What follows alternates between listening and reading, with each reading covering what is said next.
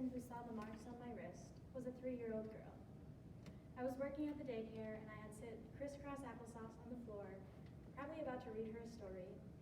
She sat down, looked at my wrist, and said, "Do you have an owie?" I quickly responded yes and pulled the sleeve of my sweatshirt back down. Everyone faces mental health issues, whether it's a lifelong war or maybe just a battle during the winter. Everyone faces them and they're nothing to be ashamed of. Today we are going to go over the history of mental illness, how some statistics and my story, as well as some signs and resources. A volume in the Dictionary of American History tells us that in the beginning of our years, we resembled England a lot in how we dealt with the mad. We would pack them up and send them to a variety of facilities, and once they got there, they were thrown into a room with the rest of them and basically never looked at again. Many believed that they went insane as a punishment from God from their sins, and so it was okay, they were fine, we could leave them there. However, going insane wasn't their only punishment. They experienced excessive bleeding, cathartics, emetics, cold and hot showers, whipping, and being chained. In the 1790s, moral therapy was invented. Moral therapy's goal was to help these mad people get better and go back into society as functioning humans. To do this, they would be put into a secluded environment, had a structured daily schedule, work therapy, and they were focused on bettering their emotions and behaviors instead of throwing them in the room for the rest of their lives.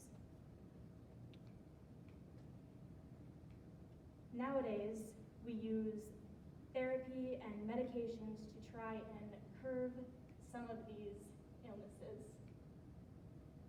Some other ways are exercising and just staying socially connected with others. According to the CDC, 1 in 5 students have thought about suicide, and 1 in 3 students deal with mental health illnesses by the time they're 18. Some of these include anxiety, depression, separation issues, and phobias. I am one of these students. During the COVID pandemic, I started my battles in what is sure to be a lifelong war. I had so many emotions built up and I didn't know what to do with them or how to digest them, and the only thing I knew how to do was make a small mark on my wrist. The marks got deeper and longer, and soon there was blood. I cut my wrist when I was 14 years old. I didn't know how to talk to people about what I was feeling, and I felt alone.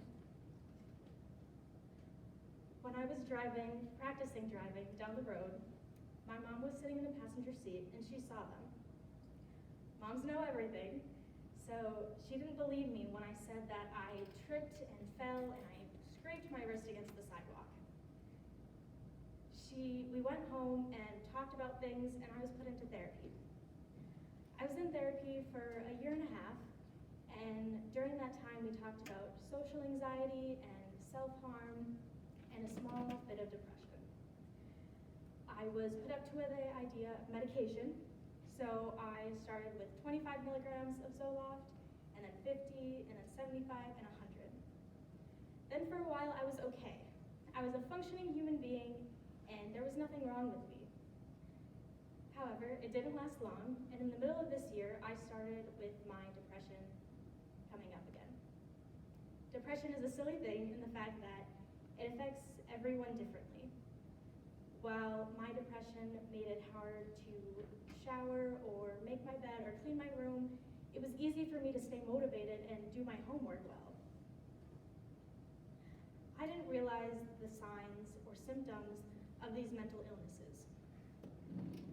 A Harvard health letter states that many symptoms of mental illnesses are the same. Symptoms include feeling emptiness, loss of interest in things you once enjoyed, helplessness, hopelessness, mood swings, unending worry, and wanting to be alone more than usual. There are many treatments, and there's so many people around you who are waiting there for you to reach out and say you need help. Some of the treatments include therapy, medication, again, exercise, and staying socially connected with others around you. Say the words and someone is there to help you. The mentally ill are surrounding us, and you may be one of them.